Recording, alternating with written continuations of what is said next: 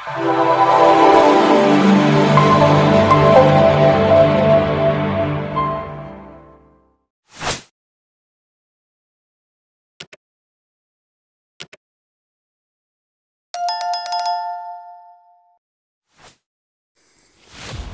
इस वलवलांगेज दास्तान की इससे पहले आप 24 किस्तें समाअत फरमा चुके हैं। आइए किस्त नंबर 25 की तरफ बढ़ते हैं। जोधपुर वापस पहुंचने के बाद काला बच्चा ने शुक्ला को हुक्म दिया कि राजकुमार की सुबह से शाम तक की मसरूफियत पर निगाह रखो और 2 रोज़ तक मुझे इसकी जुजियात से आगाह करो। अगले ही रोज़ उसे मतलूबा मालूमात फराहम कर दी गई थी। खासा गौर व खोज करने के बाद काला बच्चा और उसके मशीर इस नतीजे पर पहुंचे कि राजकुमार दोपहर 3-4 बजे बिलानागा पोलो खेलने के लिए राज ग्राउंड जाता है। इसी दौरान हमला मुनासिब रहेगा। खासी बहस व तमहीज़ के बाद काला बच्चा ने भी इस मंसूबे की मंजूरी दे दी। मगर शुक्ला, याद रखो, अगर इस बार वो राजकुमार का बच्चा बच निकला तो तुम्हें मालूम है ना कि ज़ख्मी साहब कितना ख़तरनाक होता है। शुक्ला शैतानी मुस्कुराहट लबों पर बखेरते हुए बोला, महाराज, आपका ये सेवक भी किसी संपोलिये से कम नहीं। इस बार आपके अगले पिछले सभी शिकवे दूर कर दिए जाएंगे। काला बच्चा उसके जवाब से मुतमईन होने के बावजूद सर्द लहजे में बोला, ठीक है, अभी इतनी बड़ हाँकने की ज़रूरत नहीं। मज़ीद तफसीलात तय करने के लिए तुम चतुर्वेदी और ठंडू राम जी से मशवरा कर लो। ये कहते हुए उसने सामने बैठे हुए इंतहाई लहीम शहीम बुड्ढे को आंखों में झांका और पूछा कि क्या बात है ठंडू राम जी, आपने आज की मीटिंग में ज़्यादा सरगर्मी से हिस्सा नहीं लिया। हालांकि आप तो सितारों का हाल भी जानते हैं। इस हवाले से भी इस मनसूबे पर रोशनी डालें। ठंडू राम 70-80 के पेट में था। बेतहाशा मोटापे और पस्त कामती के सबब उसके जिस्म का तूल व अर्ज़ तकरीबन बराबर महसूस होता था। वो अपनी लंबी लंबी सफ़ेद मूँछों के पीछे मुस्कुराते हुए निहायत महीन आवाज़ में बोला, महाराज, मैं सब बातें ध्यान से सुन रहा था। ज़्यादा दखल इसलिए नहीं दिया क्योंकि आप जानते हैं मैं हमेशा ठंडी करके खाने का आदी हूँ। वैसे अब इसके अलावा कोई चारा भी नहीं रहा कि राजकुमार की छुट्टी करा दी जाए। आप चिंता न करें, मेरी ज्योतिष विद्या भी यही बता रही है कि अब राजकुमार का चल चलाव है। ये सुनकर काला बच्चा ने इत्मीनान की गहरी सांस ली थी। शुक्र है भगवान का। ठंडू राम जी, आज आपने भी आशीर्वाद दे दी। अब तो पूरा विश्वास हो गया कि हम इस काम में सफल रहेंगे। ये कहते हुए उसने ठंडू राम के हाथ चूम लिए थे, जिससे अंदाज़ा होता था कि यह खबीस बूढ़ा उसके नज़दीक कितना मोहतरम है। राजकुमार को मुंशी और उसके साथियों की गिरफ्तारी की खबर सुनकर दिली सदमा हुआ था, मगर ये बात उसके नज़दीक इतनी गैर मुतवक्किल नहीं थी कि वो हैरत से गुंग होकर रह जाता। उसे अपने ज़राए से इस बात का इल्म हो चुका था कि मुंशी खां की फौरी गिरफ्तारी का सबब एक पाकिस्तानी औरत बनी है, जिसे उसने रात की हिरासत से छुड़ा लिया था। मुंशी खां की इस हरकत को राजकुमार ने लाशौरी तौर पर पसंद नहीं किया था, क्योंकि भले ही वो मजहबी लिहाज से खासा फराख दिल वाक़ हुआ था, मगर अपने देश भारत के मुकाबले में पाकिस्तान को किसी सूरत तरजीह नहीं दे रहा था। उसे अब इस बात पर भी पछतावा हो रहा था कि कुछ अरसा पहले वो गैर इरादी तौर पर मुंशी खां को ऐसी मालूमात फराहम करता रहा जिनकी बदौलत भारत को खिफ़त उठानी पड़ी। मगर इस एहसास के बावजूद मुंशी खां के लिए अपने अंदर मौजूद नरम गोशे को ख़त्म न कर सका, क्योंकि मुंशी खां उसका मोहसिन था। राजकुमार दूसरे ही रोज़ जयपुर के लिए रवाना हो गया। वो मुसीबत की इस घड़ी में मुंशी खां की मदद करके उसके एहसान का बोझ हल्का करना चाहता था। इब्तदाई तौर पर मुंशी खां से मुलाकात की कोशिश कामयाब न हुई, क्योंकि अभी उसे जेल नहीं भिजवाया गया था, बल्कि वो जिस्मानी रिमांड पर स्पेशल ब्रांच की तहवील में था। उसने स्पेशल ब्रांच के DIG ओम प्रकाश टंडन से रब्ता किया, जो बुनियादी तौर पर जोधपुर ही का रहने वाला था। उसने अपना कैरियर जोधपुर के एक कॉलेज में लेक्चरार की हैसियत से शुरू किया था, मगर ज़हीन आदमी था। कुछ किस्मत ने भी यावरी की और वो मुकाबले के इम्तिहान ICS में कामयाब होने के बाद पुलिस सर्विस में ले लिया गया था और अब DIG बन चुका था। जोधपुर के वलीआहद की हैसियत से वो राजकुमार की बहुत इज्जत करता था। लिहाजा जब राजकुमार बड़ी चौपड़ में वाक़ स्पेशल ब्रांच के हेडक्वार्टर पहुंचा तो ओम प्रकाश टंडन ने कमरे से बाहर आकर उसका इस्तकबाल किया। ऑफिस में बैठने के बाद चाय पीते हुए DIG बोला, कहिए राजकुमार, आपने यहाँ आने का कष्ट कैसे किया? मैं आपकी क्या सेवा कर सकता हूँ? राजकुमार चंद लम्हे उसके चेहरे का बगौर जायजा लेता रहा। उसे महसूस हुआ कि DIG के लहजे में किसी किस्म का तंज नहीं छुपा, बल्कि वो तहे दिल से उसका एहतराम कर रहा है। तभी वो सपाट लहजे में बोला, ओम प्रकाश जी, मैं आपके पास एक नहायत अहम काम के सिलसिले में आया हूँ। ٹنڈن مؤدب انداز میں بولا، مہاراج یہ تو میرا سبھاگیہ ہوگا اگر آپ کے کسی کام آ سکوں۔ راج کمار بولا، آپ کے یہاں منشی خان نامی شخص زیر تفتیش ہے، میں تھوڑی دیر کے لیے اس سے ملنا چاہتا ہوں۔ پرکاش ٹنڈن اس کی آمد کا مقصد تو پہلے ہی بھانپ گیا تھا، مگر خود اس کے منہ سے سننے کے بعد چند لمحے سوچتا رہا، پھر کسی قطعی نتیجے پر پہنچنے کے بعد بولا، راج کمار شاید آپ کو علم نہ ہو کہ اس بار منشی خان کو کسی عام الزام کے تحت گرفتار نہیں کیا گیا، بلکہ بھارت مخالف سرگرمیوں میں ملوث ہونے کی بنا پر مرکزی حکومت کی خصوصی ہدایت پر اسے حراست میں لیا گیا ہے اور دوروں سے اس پر ہر طرح کا تشدد کر کے اس سے حقیقت اگلوانے کی کوشش کی جا رہی ہے۔ بہرحال آپ نے کہا ہے تو میں اسے آپ سے ضرور ملواؤں گا۔ راج کمار نے اس تعاون کے لیے اس کا شکریہ ادا کیا۔ چند لمحوں بعد اوم پرکاش ٹنڈن کے ہمراہ اس کی جیپ میں بند گھاٹی کی طرف جا رہا تھا۔ بند کی گھاٹی اسپیشل پولیس اسٹیشن جے پور کے نواح میں پہاڑوں کے دامن میں واقع ایک پرانے قلعے کے اندر ہے۔ یہ عقوبت گاہ خصوصی طور پر پاکستانی ایجنٹوں یا ان کے ہمدرد بھارتیوں کے لیے بنائی گئی ہے۔ آدھے گھنٹے سے بھی کم وقت میں وہ لوگ بند کی گھاٹی پہنچ گئے تھے۔ راج کمار نے اس سے قبل بھی اس جگہ کا نام تو کئی بار سن رکھا تھا، مگر اسے دیکھنے کا اتفاق آج پہلی بار ہوا تھا۔ ڈی آئی جی کو شناخت کرنے کے بعد باہر موجود مسلح گارڈز نے لوہے کا بڑا سا پھاٹک کھول دیا۔ چند لمحوں بعد ان کی جیپ اس قلعہ نما عمارتوں میں داخل ہو رہی تھی، جہاں پچھلے 40 سالوں میں نہ جانے کتنے پاکستانی مجاہدوں کی روحیں جسم کا ساتھ چھوڑ چکی تھیں اور ان کی بے نام و نشان لاشیں بند گھاٹی سے ملحقہ جھیل کے کنارے گڑھے کھود کر دبائی جا چکی تھیں۔ ڈی آئی جی کی آمد کی خبر پا کر ڈیوٹی پر موجود ڈی ایس پی اپنے ماتحت انسپیکٹر کے ساتھ فوراً حاضر ہو گیا۔ اس نے ایڑیاں بجا کر ٹنڈن کو سلیوٹ کیا۔ ڈی آئی جی تحت کمانہ لہجے میں بولا، منشی خان کون سے سیل میں بند ہے؟ ڈی ایس پی مؤدب لہجے میں ایک جانب اشارہ کرتے ہوئے بولا، سر اسے تھوڑی دیر قبل 4 نمبر سیل میں بند کیا گیا۔ اس سے پہلے رات بھر سی بی آئی اور را کی ٹیمیں اسے انٹیروگیٹ کرتی رہی۔ اوم پرکاش ٹنڈن مزید کوئی سوال کیے بغیر ایک جانب بڑھ گیا۔ اس کے ساتھ Raj Kumar, D S P اور انسپیکٹر بھی تھے۔ چند لمحوں بعد وہ 4 نمبر سیل کے سامنے موجود تھے۔ یہ 8x8 فٹ کا چھوٹا سا کمرہ تھا، جس کی پتھریلی سلاخوں کے دوسری جانب بیٹھے شخص کی ابتر حالت دیکھ کر ایک لمحے کے لیے راج کمار کا دل بھی دہل گیا تھا۔ اسے یقین نہیں آ رہا تھا کہ یہ وہی منشی خان ہے جس کے نام سے بھی چند روز پہلے تک بڑے بڑے سورما کانپتے تھے۔ اس کا لباس جگہ جگہ سے پھٹ کر چیتڑوں کی شکل اختیار کر گیا تھا اور جسم اور چہرے کے اکثر حصوں سے خون رس رہا تھا۔ چہرہ اور آنکھیں بری طرح سوجی ہوئی تھیں اور ایک ہاتھ کے سبھی ناخن اکھاڑے جا چکے تھے، جہاں سے خون قطروں کی شکل میں وقفے وقفے سے زمین پر گر رہا تھا۔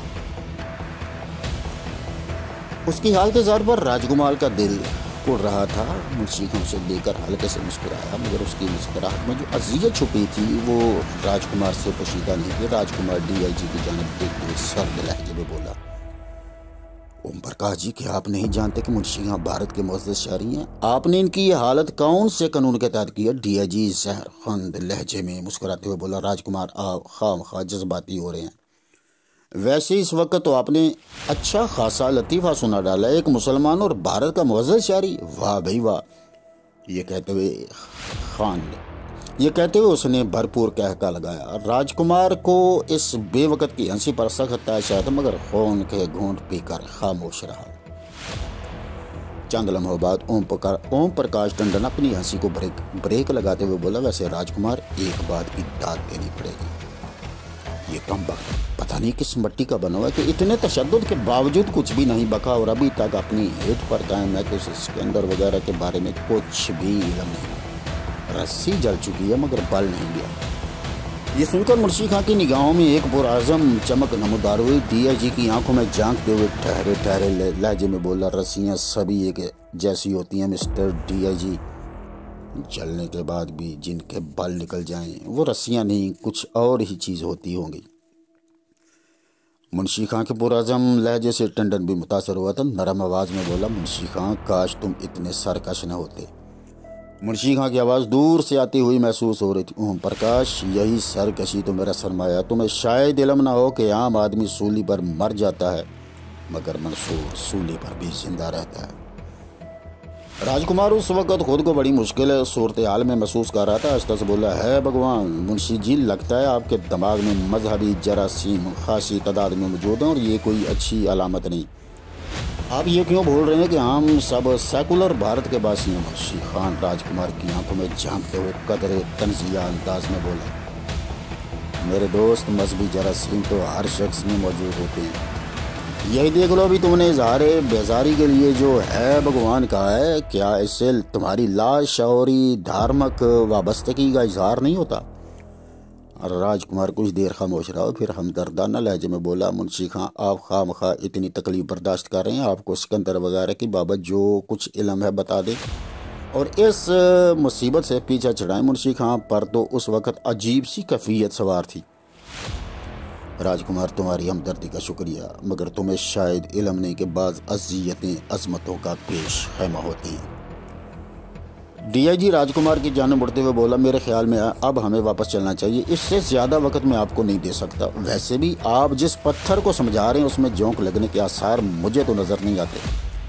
राजकुमार इस बात में सर हिलाते हुए मुंशी खां की जानब देखते हुए धीरे से बोला, अच्छा दोस्त, मैं चलता हूँ, भगवान तुम्हारी रक्षा करे। वैसे तुम्हारे अंदर की मजबूती ने मेरे ज़हन की कई कसावतों को भी धो डाला।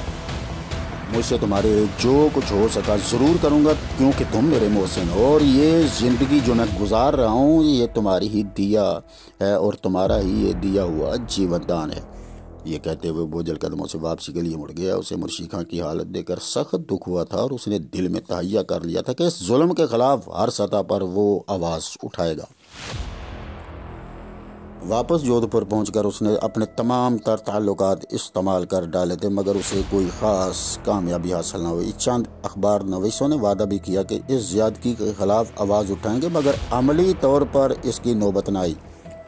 इंतज़ामिया में अपने तमाम तर असर व रसूख के बावजूद मुंशी खां के लिए किसी के दिल में नरम गोशा पैदा ना हो सका, क्योंकि जब किसी भी अफसर या सियासी लीडर को ये पता चलता कि इस मामले में राह का सरबराह बराह रास्त दिलचस्पी ले रहा है तो सभी उस भारी पत्थर को चूमे बगैर वापस रख देते।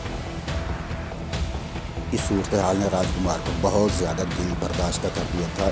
एक भी ज़हनी उलझनों में गिरफ्तार वो इस वक्त भी गाड़ी ड्राइव करते हुए पोलो ग्राउंड की जानब महव सफ़र था, जहां पहुंचकर पोलो खेलना उसका रोज़े मर्रा का मामूल था। और गुज़श्ता चंद रोज़ से तो ज़हनी दबाव से छुटकारे के लिए वो शराब और पोलो में ज़्यादा ही दिलचस्पी लेने लगा था। उसके साथ वाली सीट पर उसका सेक्रेटरी प्रताप सिंह मौजूद था। राजकुमार की हद से बढ़ी हुई खुद एतमादी अब खुद सरी की शक्ल इख्तियार कर चुकी थी। इसी वजह से वो अपने साथ बॉडीगार्ड वगैरह रखने का कायल नहीं रहा था, क्योंकि उसका कहना था कि वक्त पड़ने पर हिफाजती इंतजाम धरे के धरे रह जाते हैं। इसी ज़हनी कशमकश के दौरान उसकी गाड़ी जैसलमेर जाने वाले राउंड अबाउट पर जा पहुंची, जहां हस्बे मामूल ट्रैफिक फंसी हुई थी और ट्रैफिक सार्जेंट बड़ी मुश्किल से बारी बारी मुख्तलिफ अतराफ की ट्रैफिक रवां कर रहा था। राजकुमार भी गाड़ी न्यूट्रल करने के बाद अपने सामने मौजूद गाड़ियों की लंबी कतार देखने लगा। वो तो उस वक्त चौंका जब पीछे खड़ी वैन से 4-5 अफराद कूद कर नीचे उतरे। उन सब ने स्टेन गन्ने थाम रखी थी और चश्मे ज़दन में वो राजकुमार की जानिब बढ़ चुके थे। जब तक वो सूरत हाल की संगीनी महसूस करता, एक जानब से आने वाली गोलियों की बौछार ने उसके दाएं कंधे और बाजू को छलनी कर दिया था। उसने जख्मी होने के बावजूद गाड़ी गियर में डालकर आगे बढ़ना चाहा, मगर सामने खड़ी मुसाफिर बस ने उसकी आखिरी उम्मीद पर भी पानी फेर दिया था। उसने चारों जानब निगाह दौड़ाई, मगर हमलावर अब के शायद पक्का इंतज़ाम करके आए थे। उसकी गाड़ी चारों जानब से मुख्तलिफ गाड़ियों में इस तरह बुरी तरह गिरी हुई थी कि राह फरार मसदूद थी। पहली फायरिंग के साथ ही चारों जानब भगदड़ मच चुकी थी। उसने ड्राइविंग सीट का दरवाज़ा खोलकर बाहर छलांग लगाना चाहिए, मगर इसी दौरान सामने मौजूद हमलावर की गन का फायर विंड स्क्रीन तोड़ते उसके चेहरे और गर्दन को छलनी कर दिया था। इस मौका पर उसके सेक्रेटरी प्रताप सिंह ने हकीकी मानों में हक के नमक अदा करने की शौरी कोशिश की थी और जल्दी से राजकुमार के ऊपर गिर गया था, मगर इससे महज ये हुआ कि खुद उसका जिस्म भी छलनी होकर रह गया था। हमलावर गालिबन अपना पूरा इत्मीनान चाहते थे, इसलिए ठिगने कद के एक शख्स ने ड्राइविंग सीट की जानब का शीशा तोड़कर अपना रिवाल्वर राजकुमार की खोपड़ी से टिका दिया और पूरा मैगजीन खाली कर दिया। یہ سارا کھیل بمشکل 4 منٹ جاری رہا تھا۔ راج کمار اور پرتاپ سنگھ کے بے جان جسم سیٹوں پر ڈھلک کر رہ گئے تھے۔ خون بہنے سے کار کا فرش چھوٹے سے خونی جوہر کی شکل اختیار کر گیا تھا۔ چاروں جانب خاصی دیر تک چیخ و پکار کا عالم رہا۔ 2-3 راہگیر بھی فائرنگ کی زد میں آ کر شدید زخمی ہو چکے تھے، مگر کوئی کسی کا پرسان حال نہ تھا۔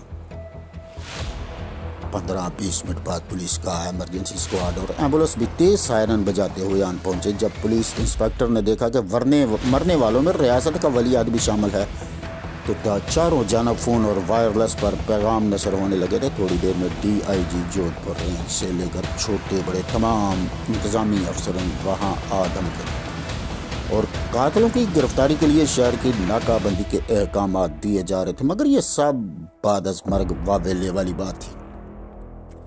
شام تک یہ خبر راجستھان ہی نہیں بلکہ پورے بھارت میں نشر ہو چکی تھی۔ جودھ پور اس کے نواح کے چھوٹی ذات کے ہندو، مسلم اور سکھ اقلیت کے افراد بری طرح سہم کر گھروں کے اندر دبک گئے تھے، کیونکہ ان کا ہمدرد اور پرسان حال اب اس دنیا میں نہیں رہا تھا، جس کی وجہ سے وہ اپنے آپ کو تھوڑا غیر محفوظ سمجھنے لگے اور جو ان کے لیے ہر آڑے وقت میں مدد کے لیے آن موجود ہوتا، آج وہ ان کے درمیان موجود نہیں رہا تھا۔ سکندر وغیرہ نے اگلے چند روز جوہری بازار والے مکان میں گزارے تھے۔ اس دوران منشی خان کی گرفتاری کے خلاف مقامی مسلمانوں نے ہلکا سا احتجاج بھی کیا تھا، مگر انتظامیہ نے اسے سختی سے دبا دیا اور چند روز میں صورتحال حسب معمول عام حالت پر آگے۔ رات کے کھانے کے بعد وہ چاروں اس بارے میں گفتگو کر رہے تھے۔ محل سنگھ کافی کا گھونٹ حلق سے اتارتے ہوئے بولا، میرا خیال ہے کہ اب ہمیں یہاں سے نکل جانا چاہیے۔ سکندر کچھ دیر خاموش رہنے کے بعد بولا، سوچ لو اچھی طرح، یہ نہ ہو کہ ہم دہلی جا کر کسی نئی مصیبت میں پھنس جائیں۔ محل سنگھ مسکراتے ہوئے بولا، دوست خطرے میں تو یہاں بھی بیٹھے ہوئے ہیں، البتہ مجھے یقین ہے کہ ہم دہلی میں یہاں سے زیادہ محفوظ رہیں گے۔ وہ دونوں خاصی دیر اس موضوع پر بات کرتے رہے۔ پدما اور کوشلیا اس دوران خاموشی سے ان کی گفتگو سنتی رہیں۔ ان کی بات لمبی ہوتے دیکھ کر پدما دخل اندازی کرتے ہوئے بولی، میرا خیال ہے سردار جی صحیح کہہ رہے ہیں، ویسے تو ہم لوگ تلوار کی دھار پر چل ہی رہے ہیں، کیوں نہ دہلی چلا جائے، ممکن ہے وہاں کوئی بہتری کا راستہ نکلے۔ ویسے بھی مجھے زینت وغیرہ کی جانب سے بھی پریشانی ہے، اسے بھی یقیناً منشی خان وغیرہ کی گرفتاری کا علم ہو چکا ہوگا، وہ ہماری طرف سے چنتا میں ہوگی۔ آپ کے پاس سری نگر والے عبداللہ صاحب کا فون نمبر تو ہے ہی، دہلی جا کر ان سے رابطہ کرنے کی کوشش کریں گے۔ سکندر کے دل کو بھی یہ بات لگی کہ ٹھیک ہے، اگر سب لوگوں کی یہی رائے ہے تو پھر وہیں چلتے ہیں، ویسے بھی کوئی متبادل راستہ تو ہمارے پاس بچا نہیں۔ یہ طے ہونے کے بعد وہ سبھی لوگ سونے کے لیے اپنے اپنے کمروں کی طرف بڑھ چکے تھے۔ اگلی صبح وہ سندھی کیمپ بسوں کے اڈے سے وہاں جانے کے لیے راجستھان روڈ ویز کی بس میں سوار ہو رہے تھے۔ وہ چاروں ایک جگہ نہیں بیٹھے تھے بلکہ 2-2 کی ٹولیوں میں بس کی مختلف سیٹوں پر بیٹھے تھے۔ پدما اور کوشلیا نے راجستھانی عورتوں کے مانند گھاگھرا اور لمبی سی اوڑھنی اوڑھ رکھی تھی اور لمبے لمبے گھونگھٹ نکال رکھے تھے۔ پدما اور محل سنگھ آخری سیٹ پر بیٹھے تھے، جبکہ کوشلیا اور سکندر درمیان میں۔ سکندر اور محل سنگھ نے بھی دھوتی اور بڑا سا پگڑ باندھ رکھا تھا تاکہ سرسری نگاہ میں انہیں پہچانا نہ جا سکے۔ وہ آپس میں یوں جھڑ کر بیٹھے ہوئے تھے جیسے پتی پتنی ہوں، اور راستے پر خواہ مخواہ فرضی گھریلو باتیں کرتے رہے تھے اور دہلی کے بارے میں یوں اشتیاق بھری باتیں کرتے رہے جیسے پہلی بار گھر سے سیر و تفریح کے لیے نکلے ہوں۔